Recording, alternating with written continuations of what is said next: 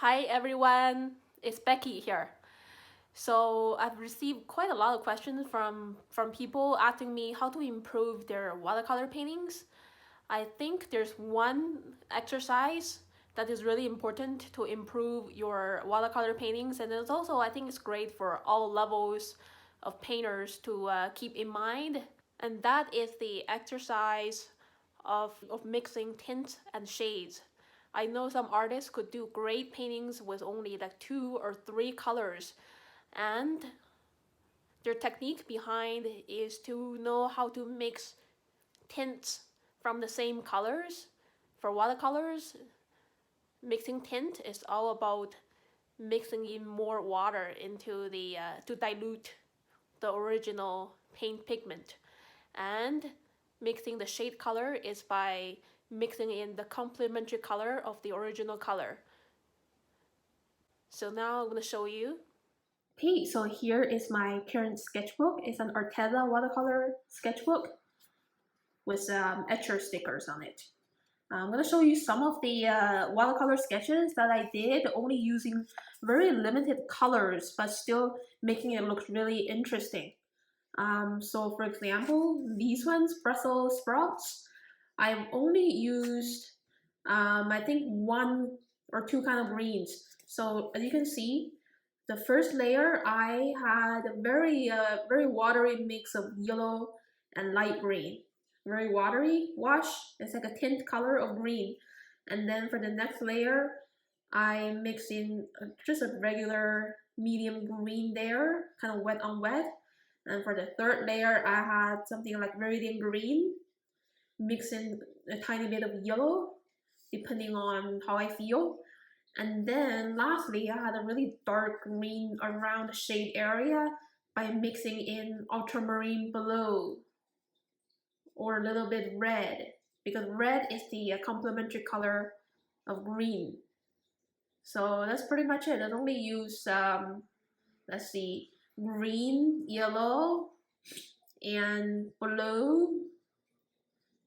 Pretty much three or four colors to paint an interesting image. I'm gonna show you another one. This one, the croissant, again using kind of limited colors. I think these were the colors that I used. 1, 2, 3, 4, 5, about 5 colors to paint these croissants. It's one single croissant that I ate.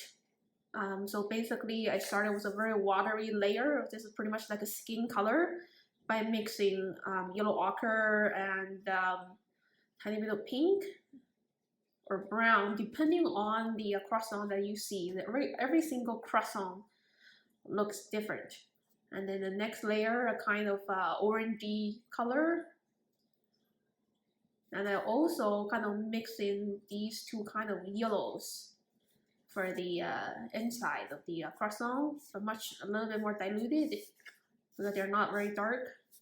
And then for these dark shade area, the folds on the surface of the croissant, I use dark brown. So just 5 colors. And again, painting something really simple like a bottle of oil. Pretty much a similar idea using tints and shades. So if you want to be good at painting watercolors, you have to know how to mix tints and shades. Okay, so this bottle of oil, I start with this very light yellow, and then the next layer kind of the brownish yellow, and the next layer I mix in blue into the yellow because the complementary color of yellow is blue. Okay, so have these shade areas. So pretty much like maybe three layers, and that's it. 3 different colors, and that's good enough. Okay. We're using this technique almost all the time when we're painting watercolors, so it's really important. For this cabbage over here, same idea, the Brussels sprouts. I started again with a very light yellowish green, and the next layer, wet on wet, light green. Next layer, medium green, and then darker green by mixing in ultramarine blue. Okay, so 4 layers of tints and shades. For these grapefruits too. Again, for the first layer, I use just a very watery layer of orange. Next layer, a little bit darker orange. This is the shade, tint and shade idea. This one, I'm mixing a lot of water into the original orange, and then less water into the orange, so it's more intense. And then mixing in a tiny bit of blue or purple into the orange, so you kind of have a shade color of the orange, and also less water, so this orange here looks more intense. Same here, this is the shade side. We have to mix in the complementary color of orange, like blue or purple, both works, and less water, so it looks more intense. Okay, so let's start with some common colors that we use in watercolor painting. I'm gonna start with yellow. Okay. So now I am grabbing this yellow over here, as intense as it can be with very minimal water. Okay. So I'm gonna start right over here.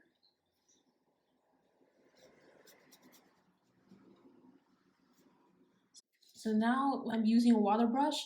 So by diluting the paint, we just squeeze the brush and there's a drop of water coming down.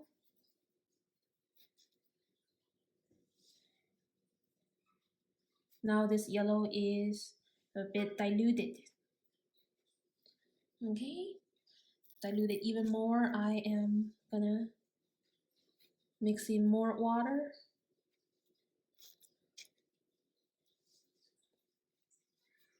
Even more water. It's really translucent right now, almost close to white. So when we're using watercolors, we don't have to mix in white into the original color to make tints. Like when we're using gouache or acrylics. For watercolors, just simply mix in water to make the tint color of the original color.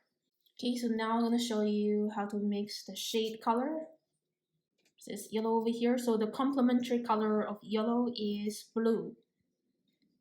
Pretty much any blue works. I'm going to move it very tiny bit. So being very cautious.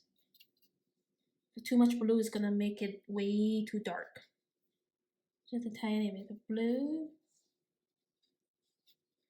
And here I have a shade color of yellow.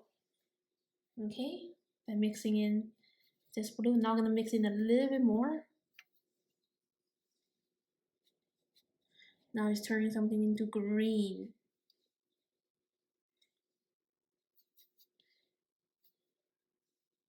Even darker. Now the yellow is almost gone. It's turning into something green. So when we're looking at the super dark side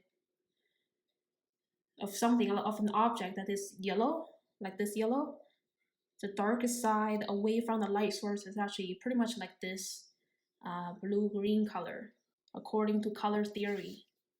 Okay, so the next color I'm gonna try is red. Okay, I'm grabbing this red over here. Very minimal amount of water. And then drop a bit of water in here. So it turns into pink. Again, we don't have to mix in white into red in watercolors to make light pink. And then drop in a bit more water. A bit more. Even more. This Etchr watercolor is actually very strong. And then now I'm going to make this shade color for red. So the complementary color of red on the color wheel is green. Some more red to make it stronger. And green. Oops. It's actually kind of this kind of color for the shade of red.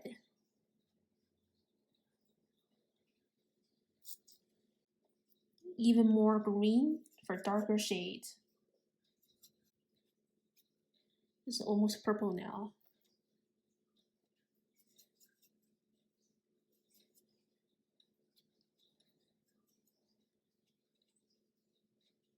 even darker. Very minimal amount of red now, mostly green. So when we're looking at the dark sides, for example, like a red apple, the parts that are away from the light source are pretty much these colors, these different levels of shades. Okay, so now I'm gonna try two cold colors, green and blue. So grab some green here.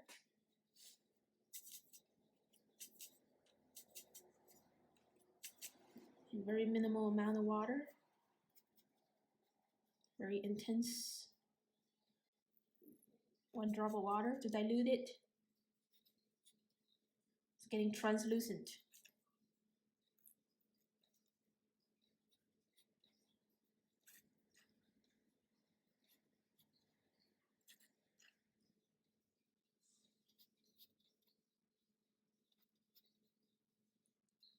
Okay, and now I'm gonna mix the shade color for green. Again, the complementary color of green is red. Okay, let's grab some red, leftover red over here.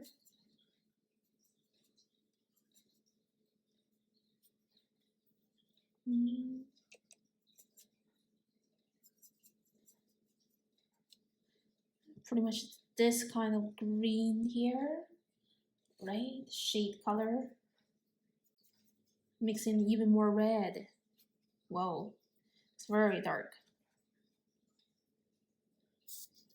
I know it looks black in this video, but it's still like a very dark kind of green. Can't make it even darker. Almost black. So depending on the brand of watercolor you're using, the shade color is gonna look very different depending on the brand, because different brands have different qualities of pigments. Okay, now I'm gonna do blue. Just grab this, like cobalt blue.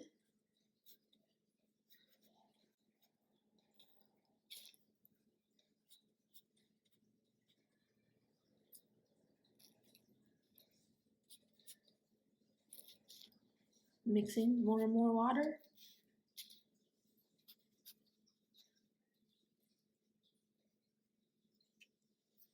The complementary color of blue is orange.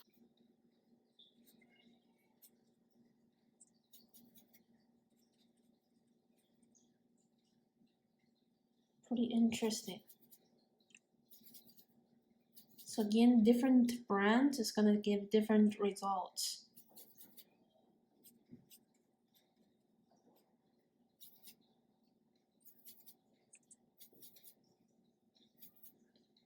It looks very like a dark green. Interesting. And then you can do the same thing with the other colors in your palette, like the browns and other kind of greens. There are a lot of greens in my Etchr watercolor palette. So again, for different brands of watercolors, the result is gonna look very different, especially for these shade colors, okay?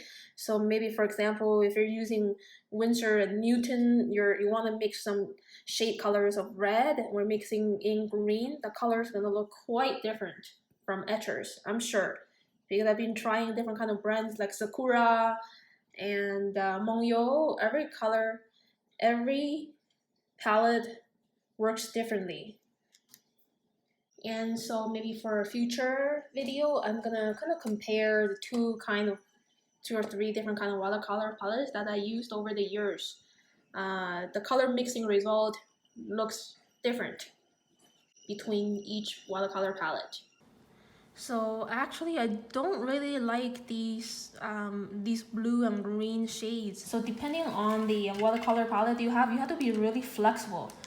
I know the complementary color of blue is orange, but when I mix in orange into this blue, the color is not the way I want. So instead of mixing in orange, I want to mix in red into the blue. So we don't have to follow the strict rule of color theory sometimes.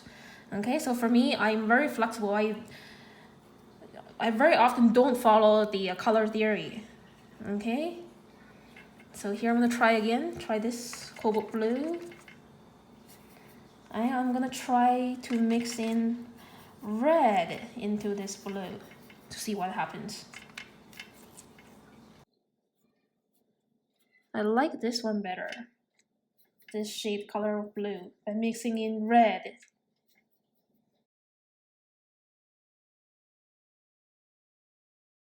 Okay, it looks very dark, almost black. And for the shade color of red, sometimes I like to mix in blue into the red to make a shade color. Okay, so I'm gonna try here. Here's a shade color of red over here. I mix in blue into the red instead of the complementary color. Okay, so here's the look of my color practice. It's pretty interesting to see how different brand works. So maybe for the next video, I'm gonna show you how the Mungyo or Sakura Koi watercolor palette works. So as you can see, I've only used 4 different colors and mixing a variety of different color swatches. So we don't need 100 colors to make interesting paintings. So thank you so much for watching my video. If you like my video, please like and leave me a comment below. If you have any questions, please let me know in the comment section, and subscribe to my channel for weekly updates. I will see you next time.